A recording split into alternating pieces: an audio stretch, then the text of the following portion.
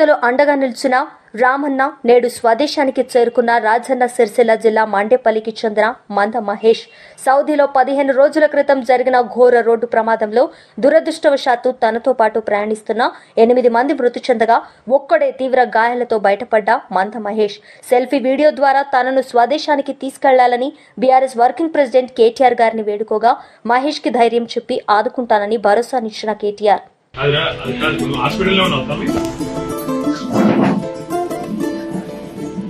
నేనేం చేస్తాను మనోళ్ళు ఉన్నారు సౌదీలో ఉన్నారు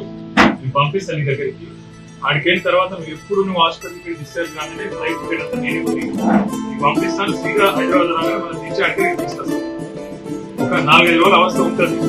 కాక మొన్న అంతమంది నువ్వు బతుకుడి నీ అదృష్టం రా నాయన అంత పెద్ద యాక్సిడెంట్ లా ఇప్పుడు నీ పిల్లలను చూసేస్తుంది కాబట్టి బతికినవు అంతమందికి నష్టమైన నీకేం కాలేదు అదే అదృష్టం ఒక రకంగా ఒక 4 రోజుల అవస్థ ఉంటుంది అది ఒక మాట పిల్లలు ఇన్నే ఉన్నారు వాళ్ళకి ధైర్యం చెప్పు ధైర్యం ఉండదు ధైర్యం ఉండి తీసుకొస్తాను అది పెట్టుకోకు